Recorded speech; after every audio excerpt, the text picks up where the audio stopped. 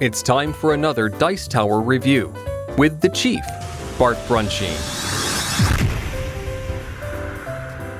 Hey, it's the Chief from the Dice Tower, and it's HAMTAG. HAMTAG. We're back, and before we go into the topic, which is going to be strategy games or Euro, but we're going to call them strategy games. If you haven't seen our introductory video, it's long. I think we're into just over an hour, but we each go into what a good introductory war games are, and we each bring a different perspective, a different point of view, which is what you're going to get from each of us anyway.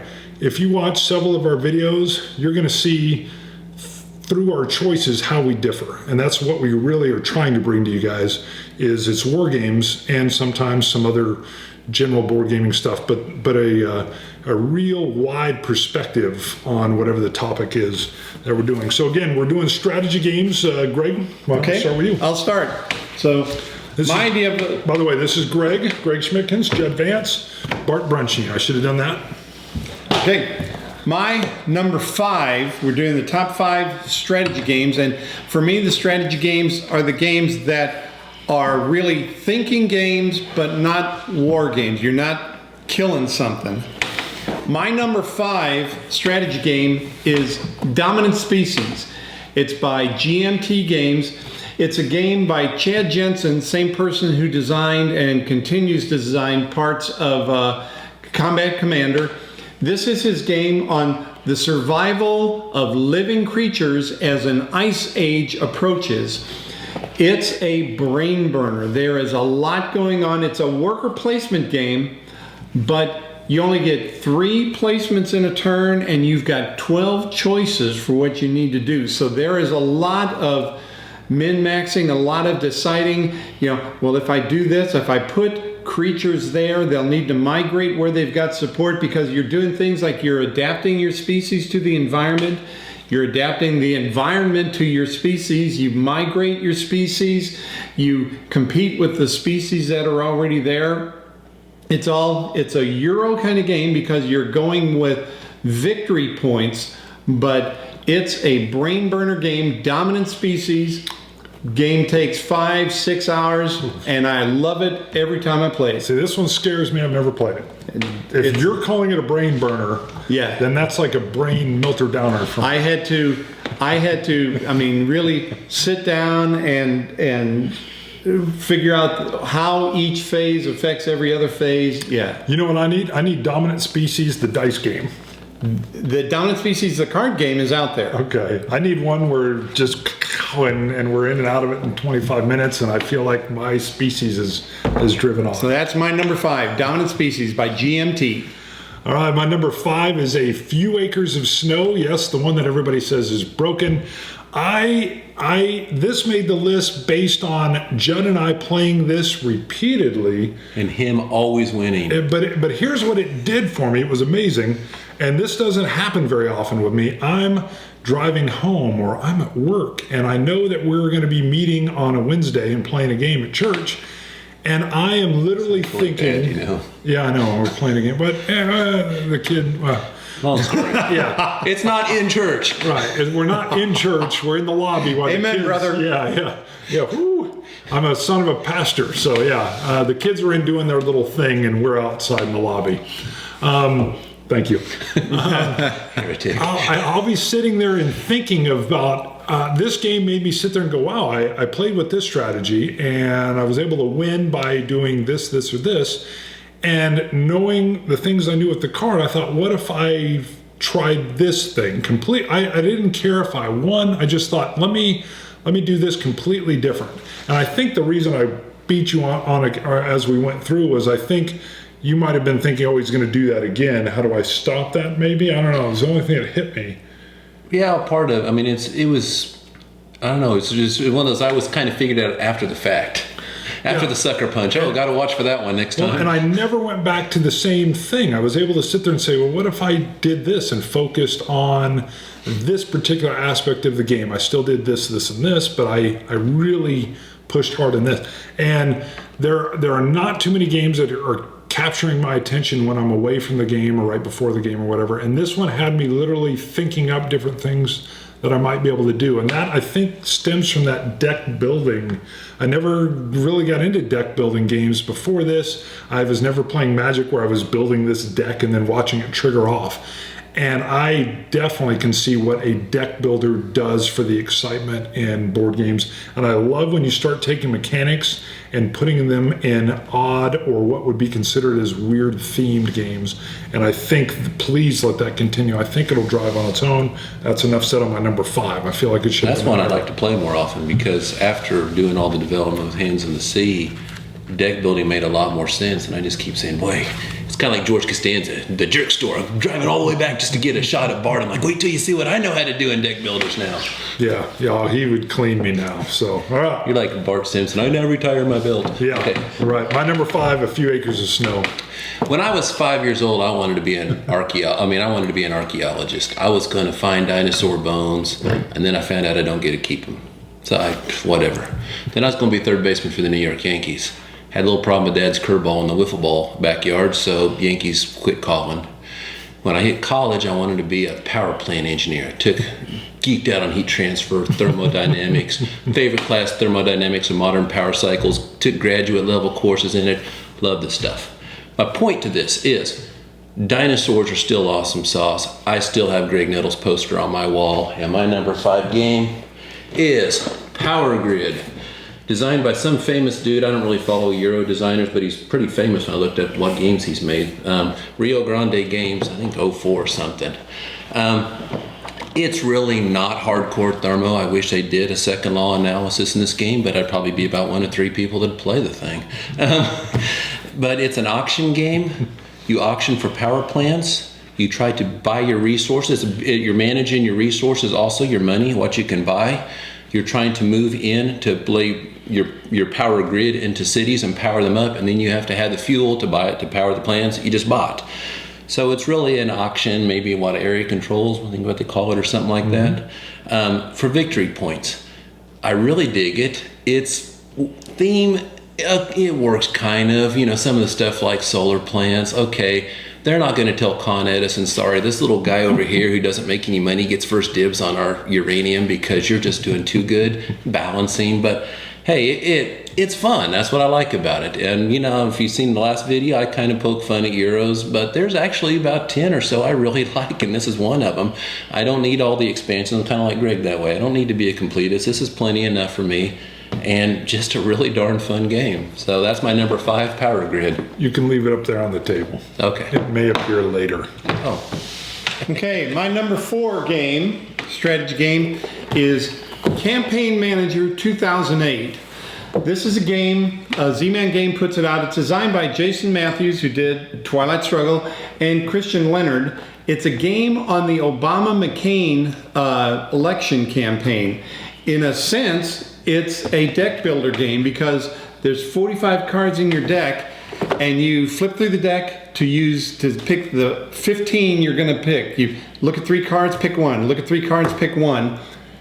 Person who does that the quickest gets to go first. So there's a choice. What you're doing in this game is you're trying to get support in the 20 undecided states at the point of the election, before the actual election happens. You're trying to do it by you're gaining voter support in different states. You're trying to affect the issues to get the public either more interested in defense back in 2008 or in the economy. And you're also appealing to different demographics, whether it's women voters or whether it's students. This game plays very quickly, plays in under an hour. There's, it makes you feel you're trying to, I can take this tiny state, I can take New Hampshire, but if I do that, I might lose Florida. So maybe I need to get a bigger hold in Florida. And so this game, unfortunately, I played it the only year it got played at the World Board Gaming Championships, played several games there. I still play it a lot, but it's not campaign material, it's not convention material, it's not tournament material, but it's a very enjoyable game. Plays in, like I said, in about an hour. Campaign Manager 2008. Question for you. Yes. Have you played 1960, Making of a President? Yes, I have. Is it similar? No. Okay. I just really enjoyed it, so I didn't know that was happening. No, because like I said, here it's you're only going after 20 states, and it's more like micromanaging the campaign within each state, whether you're just going after the voter support or influencing the way they feel. In 1960, you're going after all 50 states, and you're traveling your candidate around and trying to dominate in the states, but it's more at a macro level. Oh, I put a marker there, I take control. Okay. Would you use this in the AVID program for the teaching of the political system? Or I would use it, yeah, for some parts of it. AVID program is what I do in the local school district here. I'd have to figure out how to get it down to class size because it's a little too long for a classroom period. But yeah, it would be good to show that, oh, this is why people do campaign ads that are directed at women, and this is why they do campaign ads that are directed at students. Yeah. All right, my number 4 is Raw. I was very late to the party with Raw, partly because did it come out in 04? Okay, I want to say I really got heavy into the board gaming hobby in like 06, 07. And so I was a little bit late, and it's still popular, but it was waning. But what I love about Raw is it's a bidding game, but it's the collecting of the things you want and how much, what you're willing to pay for them, and the psychological game that's going around the table. You're shoving those other players around a little bit, either maybe trying to get them to pay a little bit more than they want, or take the real shiny thing, the civilization that, that's got to be great. And it just really works well. The push your luck aspect of those sun tiles coming out. And I mean, right down to the people, cheering for Raw because you're cleaning up because you're the last guy in there, and you're going to get a whole bunch of resources real cheap. So Raw, if somebody pulls it out, or we still do it at our group, if we're needing something just to kind of quick fill 45 minutes, hits the table, and I'll never turn it down. Love the game. Raw, my number 4. Okay. My number 4 is Glory to Rome. If you are familiar with San Juan, it's a similar system. Race for the Galaxy, horrible, awful game. All those that love it and buy the expansions. Fooling his money. My wife and I got on San Juan and played it, really enjoyed it, and I wanted a little more depth. If you're not familiar with the system at all, cards are buildings, cards are money. You got 5 cards in your hand, you lay a card down, it says it costs 4 points. You got to lay your other 4 cards down, and you're like, but I really want this other one. And that's the struggle that goes on in the game. And then there's these little rolls that give you advantages, and each turn guy picks out a roll. I wanted something a little bit more. I went to Race for the Galaxy. I learned the icons. It sucks. Sorry. It's you don't like the icons? No, I don't like the game. Okay. I'm okay with there being no theme in San Juan. I don't know. I just had high hopes for it. Totally fell flat. My wife and I hated it. My buddy Rob introduced me to this. He's really into Rome. This game is the step up. I tell people, San Juan's too easy for you. Skip Race. Go straight to this one. It has 6 different colors, 6 different color buildings. You have a red building, you can only play red cards for the most part to build it. The cards also become the rolls. It is very much a stressful hand management thing on how you're going to deal with this. And one of the things, the reason Euros tend not to click with me other than when there's theme is I want to interact. Race for the Galaxy's multiplayer solitaire. Just give me a deck of cards and we'll play and see who scored the best. This one, you want to be good at this game, you got to know what's going on around, what everybody's doing. I'm not real good at this game, and I love sucking at it. But it's a relative brain burner it's probably not dominant species, but it's a relative brain burner compared to a lot of the other stuff I played. So, and people make fun of the artwork. Yes, I was going to say they hated the original art. I don't know. It's not. Seriously, your Oggamers just take their games too seriously. It's a goofy game. They got a quote from Cicero about toilets. Your on it. Oggamers again. It's just a goofy, fun little game, and the artwork matched it. But if this really bugs you, there's a black box edition out there. No, You can not get. really. That black box is going for crazy money. No, well, then don't waste your money. I've got one, but you don't need the black box. This will do you just fine. So yeah, great fun, great interaction. Glory to Rome, my number 4. All right. And I'll just say that I and the several games players that I game with on a regular basis, at the end of a night of squad leader, advanced squad leader, or something like that, we will play 3 games of Race for the Galaxy because we like it, and I've probably played it 500 times, and I like that game. I didn't include it in my list of top 5 because to me it's almost it doesn't require, it's not a thinking game. It's just, hey, we're playing this. Oh, and I know what the icons mean. I think it was. With that said, my number 3 game. Sorry, go ahead. No, I was going to say that I think that one of the things that really bugged me in that game was, for military, I need red cards. I can't conquer you. Isn't that like you need pink cards to do pink things? Yeah. But no, I'm supposed to. But it's different. No, I'm a military. No, in this, I can throw my legion down and demand that you give me stuff, and you have to hand it over. But no, it was that I have a military strategy going on. I can't come over to you and conquer your planets. Now, I don't know. People said you get to do stuff in expansions. I don't want to waste money to interact. But there was no military to me, and it was so disconnected. Like, what are we racing for? We're not even connected. I can't conquer you. I can't demand tribute from you. I got this powerful military, and I can't do nothing. It just bugged me to no end. Because I guess we disagree. Oh, yeah. I've played it once. I have no opinion. Okay, my number 3 strategy game is Pax Porfiriana by Sierra Madre Games. It's by Phil Eklund, Matt Eklund, and Jim Gutt.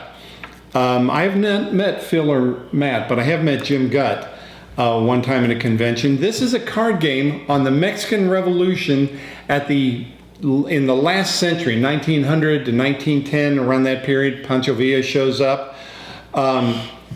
In this card game, it's just cards where you're handling the enterprises, the businesses within the states of Sonora and Chihuahua down in Mexico. The infrastructure, you're worried about the roads, the railroads, things like that. You've got partners that will help you streamline operations. You have to raise troops to defend your areas. The partners might help you raise the troops. And there are mess with the other guy cards in this game where either you'll mess with the other player or sometimes you'll just mess with his businesses that are out there. So you're playing, it's a card drafting mechanic. Cards move, there are some other games like this, but as cards move through, they decrease in the amount of money you have to pay to get them. So, a really valuable card might cost you 8, but if you wait till your next turn, you can get it for 1. So, so you're drafting the cards as you go to build up your empire. At the point at the end of the game is to have the most money. There are the actual stated victory conditions are there's 4 times during the game when President Porfirio Diaz may be overthrown, but if there isn't enough unrest in the country, if there isn't enough anarchy in the country, he'll stay in power. If he stays in power, then it goes to whoever has the most money at the end of the game. But it plays up to, well, they say 5, it works with up to 6 players, takes a couple hours. Pax Porfiriana by Sierra Madre Games. Now my number 3. This made one of your other lists somewhere, didn't it? I can't remember. Okay, I thought I'd seen it on one of your other lists because I remember thinking how interesting, the whole idea, and it's from Sierra Madre Games. Yes. So, my number 3 is Power Grid. What I like about Power Grid... What did you do when you were 3 years old and 5 years old? A lot of... never mind. No. I was moving military men in sandboxes. So, yes. So now when I like to still play in the virtual sandboxes, It feels like home. Sorry, what does that mean to your game? Friedman Freese, by the way, with his green hair, is the designer. Here's what I like about it. Oh, there's names on the front. Yeah, it's on the front there, but and every box he does will be green, I think. Yeah, it's got the power plants, it's got the area control, but I somehow don't think this was intended, but there's this odd pacing to the game. You do not want to be out front and leading, because if you are, it really hurts you in the auction phase, and you just can't do as much. So you want to stay kind of back in the middle of the pack, and the real key, and it's even better when you got to be playing with a bunch of people that know how to play to really feel this, is at what point do you take it? I feel like it's almost a horse race, and you just decide now, my horse can do this now, and you break and you sprint. And I've seen these wonderful moves that just fall short and they peter out, and they just missed it, or I was too late in putting it into the jump and someone's ahead of me on that. And at the same time, you're still trying to get into your area on your area control as you're moving around. So you've got to set that up. But you've got to know how to rein yourself in, save that energy, and then punch. And when you strike, and we've got a guy, August, loves this game, and he's very good at it. And when I'm playing against him and some of the other key people that are in our group, and I pull a victory off, this is one where when I win against these folks, I do dig it, because it's about the pacing and the timing, and some of that's even just your gut, because there is some unknown information that's flowing around in the game. So there's a little bit of, hey, I'm just going to call it now. I feel like now's the time. Love it. That's what Power Grid does for me. And I really like it with the base maps, either German or American, for that reason. But I don't mind the other maps are cool. Just bringing in, the Korea North and South is fun. But love it. That's why I like Power Grid. And I would just add, there's a lot of games that fit that mold. The ones I'm thinking of are the Counterinsurgency series, Andean Abyss, Cuba Libre, and Distant Plain. The game Here I Stand, which is on the 1500s of Protestant Reformation, those are the same thing. It's, if you're the leader, you're going to be pulled back to the pack. What you want to do is be ahead at the end of the game. And to be able to pull that off, yeah, it's a cool feeling. I worry when I play, because I've only played with people who aren't much more knowledgeable than me. I worry that this is going to be one of those Puerto Rico experiences where thanks for giving him the game. Have you ever ran into that? No, because sometimes people can. I haven't usually seen them go first. I think I've seen some guys try to play where we're going to just dominate all the way through, but it's that, and they do well, but they almost. I don't know. They really can't pull it off. What are you saying? Thanks for giving me the game. Bart told us about where he's playing Puerto Rico and he does a move and the guy's like, "Thanks for giving him the game," because they're seeing like 3 moves ahead and they're. Oh. And I just like I don't see that in this, because there is the unknown information. You're not always sure what power plants are going to come in. When do you level up your power plants is really up to you and what you think you're going to be doing, or do I level now, or woo, that's so good, or it's priced so right, I better do it now. So I don't see that. There's so many different little things going on that I don't think you can say, oh, he definitely should do this or this or this. Probably the only thing you can really mess up big is, and it's arbitrary, is you start to spread out an area control, and if someone comes into your area and you end up doing a little area battle with somebody, neither of those people are going to do too well. You really got to kind of break off so that you don't have a lot of competition for your space. Alrighty, my number 3, and Greg, I might need your help on this.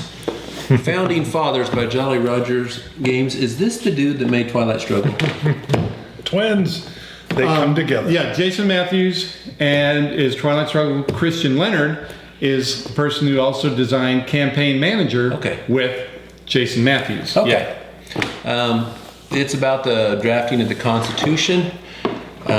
It's actually pretty deep. I like that part of it. It's you play the role of a delegate, one of the 6 chosen ones, like you could be James Madison. And you debate, you have bills on the floor. It's very fun. Pennsylvania votes nay! You really get into it. So, it has a little theme there that I like. You have little backroom shady deals going on, and they're trying to pass the Constitution. there's a lot of symbol matching and token collecting in it, and it's always kind of amuses me that your delegate is a wild card. So James Madison could vote on a weak federal government to get you victory points. Now in 1787, he's not going to do that. But hey, it's a fun game. I can overlook that. If I can have dinosaurs flying spaceships and dropping napalms on zombies, I can work with a lot. So if you're going for real hardcore history, just chill out. It's just take it for what it is. It's pretty fun. There's a lot of good history on the cards. I love the boar. He shuts down the debate because he's so dull. But lots of little thematic twists. I love you get these 3 delegates out there. They're upside down. You can only tell what 4 things between big state, small state. Big states, small states, big government, small government. Yeah, and their state. So I'm not sure if that guy from Virginia is really George Washington you're looking for. So there's this little guessing thing going on in hand management, and it is a blast. Of course, I love 18th century history. So if they ever make, I say a game with that gets 2 more points on me. So if they ever make George Washington Monopoly, it's getting a 3 rating from me. So, anyways, love this game. There's enough theme in it that really captures me, and it's pretty darn deep game for a Euro, and I really dig it. The only things I would add is there are separate cards for each of the 55 delegates that went to the convention, and each of them has, like Judd mentioned, a event patterned after what they did in real life. Like in the Constitutional Convention, Washington only spoke once, and when he spoke, people stopped talking about the topic. It was done, and that's what George does in the game. When you play his event, the debate on the wording of that clause ends, and whatever votes are there, that's how it gets decided. Because what you're doing, the mechanic of the game is you're working on alternate wording for the Constitution. The way the Constitution is really worded is only the House of Representatives can bring funding issues before Congress. It could have been written where either the House of Representatives or the Senate could have brought those in, and if the Senate had done it, that would have been less power for the big states. The House of Representatives, the big quorums there, could bring these issues before the Congress. So that's the balance that's going on. You can either you can debate for issues which won't be scored until the end of the game, or you can vote on the clauses as you go. It's a 4-player game, lasts about an hour and a half, and the reason this was my number 2 strategy game, Founding Fathers, Jason Matthews, Christian Leonard. Also, one more thing. If you got this game or interested in getting on this game, get on BGG, go to the file section, get Greg's handout. He made it. It is awesome. It is so easy to understand how to play the game when you have this. Very cool thematic, because you need to put like the We the People or Constitution on one side of it. I didn't. The back side of it has the Bill of Rights. Yeah. Very slick looking thing. It looks very professional, but I mean, it really helps you a lot. So if you've ever struggled with the game, get this. I think I printed mine out on parchment paper, so. I have the game as well. It's not on my list, but yeah, I mean, it does a good job really showing how our government, by design, is like elegantly inefficient. And because of these struggles that were going on. What amused me on the wild card guys, and I said they could kind of vote against things, it kind of made me feel like it was a Darth Sidious thing going. Like, I'm going to sit behind and maneuver these delegates to do this, so I can win a bet. So I can win a bet against you, Sherman, that I can score more points in our game. But hey, it's a great game. Very cool. That is nice seeing both of them up here. My number 2 is Pillars of the Earth. It's a worker placement game based off of a book. It's the first time I played a game that made me go purchase a book. I love to read, and I love the book. The whole thing is you're building this cathedral. What's very, very neat about the worker placement is as you're physically moving through the game, you're starting at the baseline. You need someone that's a brick mason.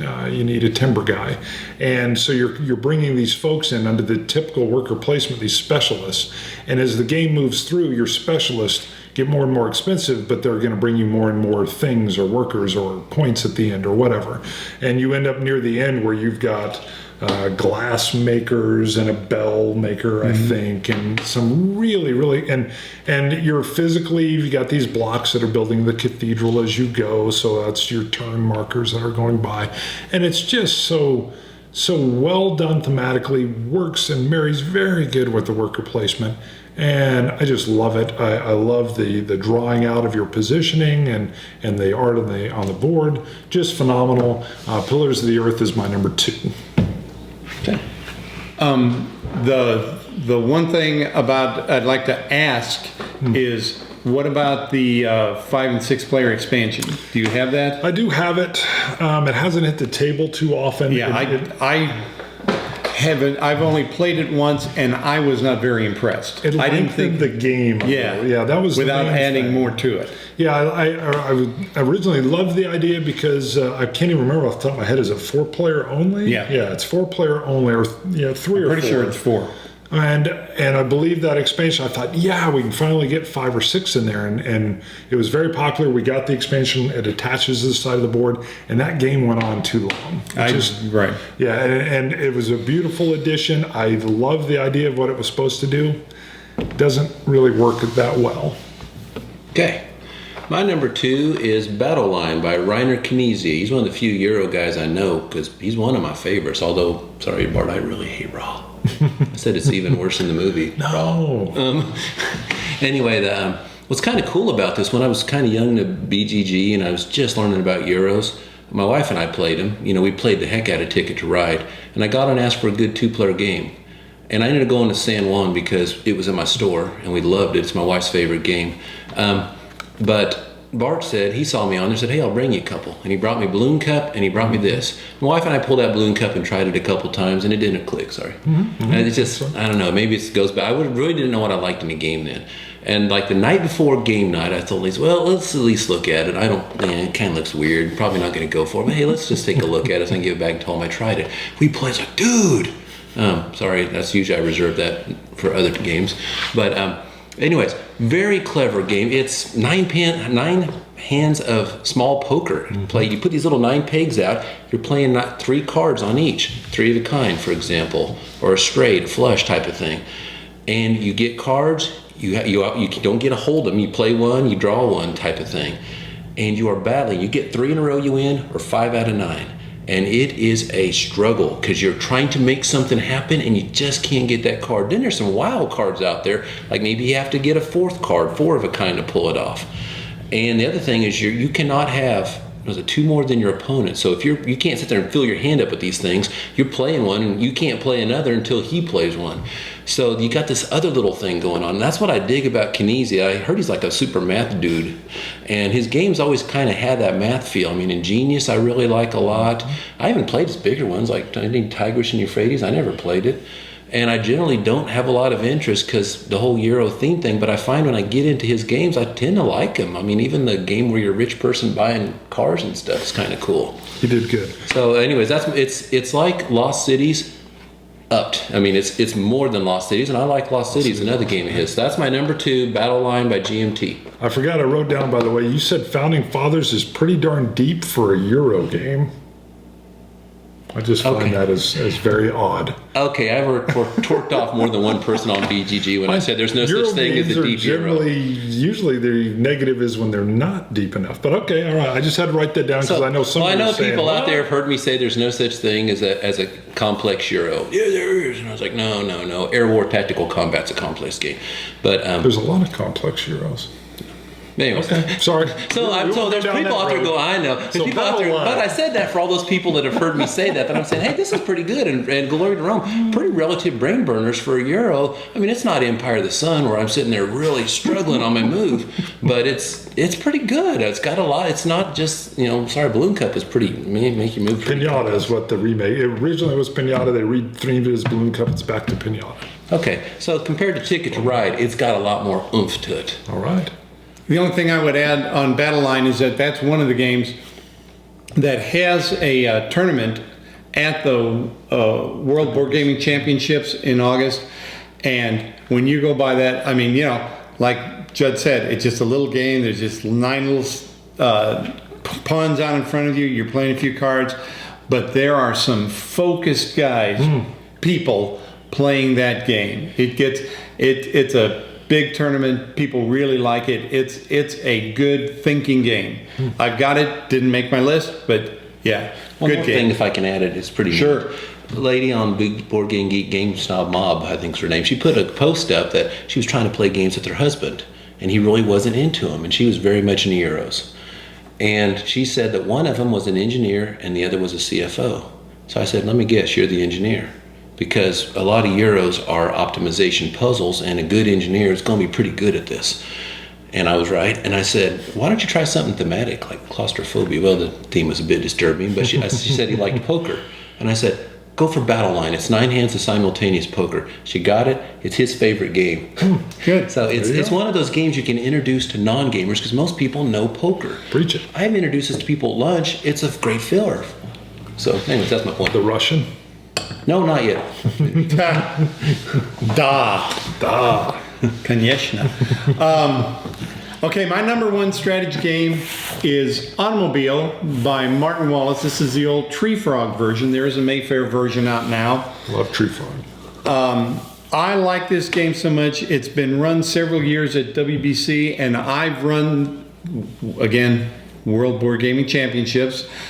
I've run the tournament most years there because I really like this.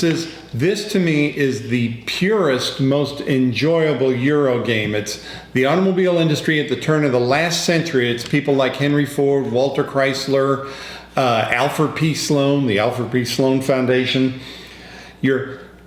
All you do is you're trying to build factories so you can build and sell cars. That's the only way to make money. But there's lots of ways to lose money. If you overproduce cars, if you set up unproductive distributorships, if you fall too far behind the technology curve, because technology then, you're going from the Oldsmobile Curve Dash through the Model A's and Model T's and Buick 6s and all of that kind of stuff. You've got R&D involved, and the only random factor is that in a turn, there is a random amount of demand from the public for how many cars they will buy, and you only get to see part of that demand. So you know whether it's high, your part is high or low, but it is just a well thought out, the engine really works. And when you're playing with people that know how, a couple years ago at BGG Con, we had a 5-player game for 5 people that all knew the game. We finished the 5-player game in 75 minutes. Mm-hmm. It was great. Mm-hmm. So my number one strategy game is Automobile. I got some kind of rare praise for that. Martin Wallace, I tend to really like his war-themed games. Gettysburg, Waterloo, Acres, Test of Fire, I think it is. His Euros, I hated Toledo, hated Brass, loved that game. Normally I say I don't like anything Martin Wallace. Played that thing once. It is a blast. I mean, what was also funny was that I won my only game of it. That's not why I liked it. You're right, it's a great engine. Was that I love lean manufacturing, Deming's ideas. So I was going to be Henry Ford because he's pretty much the founder of that. Was not going to be Alfred Sloan because Sloan is the enemy of all things lean. It's like, I'm not letting that ruin my life. And then I ended up taking the last turn because I had a lot of cubes trying to get rid of them. Mm-hmm. But it's just cool with the personalities in there. But that is a really good game. That's the only Euro I don't own that I would like to own. And Greg is really good about leaving one of those old factories in production. The first time I saw him do it, I thought, what is he doing? He's going to take so many lost cubes. But I tried it the next time I played, and I think I won with the group because, again, timed right. You got to time that right. But if you leave it in there and it's feeding you at no cost and all that, yeah. And produces some lost cubes, but then when you sell it off at the end of the game, you can remove a lot of lost cubes. Yeah, and when you weren't in the game where I was playing, but it was with some of our normal group, and they kept telling me, aren't you going to close that out? Nope. And they were amazed. I could see several of them, and I was kind of winging it. I know you don't wing it. You know what you're doing. I was winging it, and I'd seen you pull the move, and I thought I had a feel for it. And it was just funny even seeing that pull off because they kept thinking, doing exactly what I did with you. And why isn't he closing that out? So I started paying attention to why you didn't close it out. And there's some real neat things in there. I will tell you, it's easier to play with you. He'll always break down on the chip pull. You're going to have between this and this. So, That's you also did, yes, he did. On this. Board Game Geek, there's a file on how to play the game, one page automobile, and there's another one, I can't find it right now, but that shows the average draws for 3, 4, and 5 person games for how many average cards will be out there. So you know, in this time, when you count all the distributors, there's really going to be, on the average, between 17 and 21. Let's see, so this is how many cars I can build. Yeah. So that information's out there on Board Game Geek. Get that off of Board Game Geek, because that's huge and it's very helpful. Did you say, did I cut you off? No, I just wish I had a 2-player variant. That's why I never bought it, so I couldn't play it with my wife. And I always thought, man, this is such. If I could just get one more player to play. You need to get more friends. We can't go to game. I can't bring her to game night and leave the kids at home. They're too little. So, and they're a little too little for this game. You know, they play some stuff with me, Forbidden Desert and stuff. How like old that. are they? One's about to turn 10. The other's 8. They will be gamers. I've already seen them starting to play games with them. My number one, and we're back to Reiner, is Medici. I love it. It's a simple auction game. It's the Renaissance. You're just bringing in goods, and there's dual scoring. You want to monopolize for the course of 3 turns. You want to monopolize a good, or maybe even 2. But you're also scoring on each of the 3 days or the 3 main turns the best quality of the goods that I'm able to put into my ship. And so you're scoring it. There's 2 scoring phases for each of the turns, and it's just a very, very fun game. It's an older game. It still hits the table. Again, it's a 45-minute play. It's going to be done on that end of that 3rd turn. And I don't know, before Knizia, I wasn't really an auction fan, but what he has done with Raw and Medici is just phenomenal for me. I love it. Have you played Raw the Dice game? Yes, Okay. I like that too. Greg introduced me to that. You throw Yahtzee on anything, I like it. Yep. Yeah, I love that too. It really brings the theme and speeds up the gameplay and everything else. So, Okay, my number one. Remember what I said I wanted to be when I was 5 years old? fireman or cop. Dinosaurs. Dinosaurs are awesome sauce. Evo, my number one game, put out by a company called Euro Games. Re-released. Dragons? Yeah, Eurogams, yeah. Good one, Greg. Re-released, and I think Asmodee. Asmodee? The company makes me laugh every time. They put it out, and I think it goes for a bunch. I don't care for that other one, Dead to Me. No, it has like cavemen or something going on in it. Whatever. Dead to me. Yeah. This is number one because dinosaurs make everything better. ASL would be improved to dinosaurs. Oh, jeez. Band of Brothers, everything. Rumble in the Desert, everything. How do you play this game? Okay, they're just that awesome.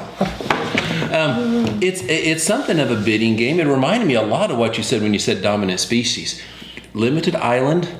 The weather is changing. There's a die roll that will move it either colder or hotter. Your dinosaurs can live, if it's kind of funny because it's an island, maybe it's supposed to represent more. Like cold air, beaches are going to be warmer, stuff like that. So if it's going to get colder, you want to be on the beach, things like that. So you move your dinosaurs around. There's auctions going on. Every time there is a number of evolutions going on. Maybe you get these little warm patches. It means your dinosaur can live in a colder climate. There's legs for you can move extra spaces. There's horns because you get a fight. That's why I like there's theme in this thing. You get a fight. I'm like, it's almost not a Euro because, I mean, it's got stuff, conflict, theme, things I love, and dinosaurs. So yeah, you got this auction thing going on. You're battling for the space, and it has a variable ending because you don't know when the meteor's going to hit, and you score victory points. You basically try to survive and reproduce. There are cards in this thing that give you different powers or whatever. You might be able to shift the weather one in your favor. Goofy art, I love it. The second one tried to get way too serious. It's like the Glory to Rome. The goofy art just matches. This game isn't... I mean, there's one that says, "You're not my husband." And it shows these 2 dinosaurs in bed. And basically you can pick anybody's egg that they just laid and replace it with your own. But it's very fun. It's almost Ameritrashy in its silliness that I love. And it was, like I said, it reminded me of that, only extremely light game. Anybody at BGG Con, okay, I made the comment, I'm not driving to Dallas to play no stinking Euros. I will play this. I'll play any of these 5 you got on there. But anybody wants Evo, I will be down with it in a second because it's got dinosaurs. How many? So is that another 2-player game? It will play 2 to 5. I think it is. 3 to 5 is what it We says. played 2. But Okay. So And no, about, it is 3 to 5. Sorry.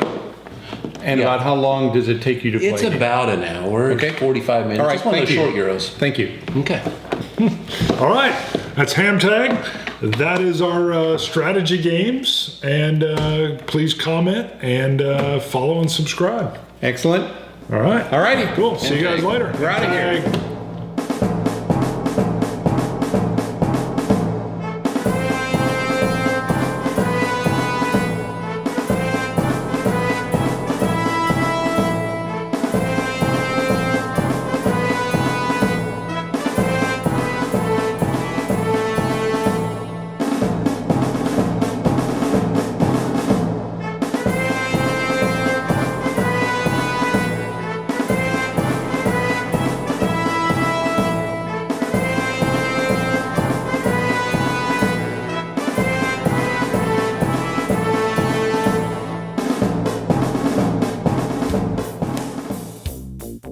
Thanks so much for watching the Dice Tower videos. Find more great videos and reviews, as well as our top-rated audio podcast at Dicetower.com. You can also find other great shows at Dicetowernetwork.com.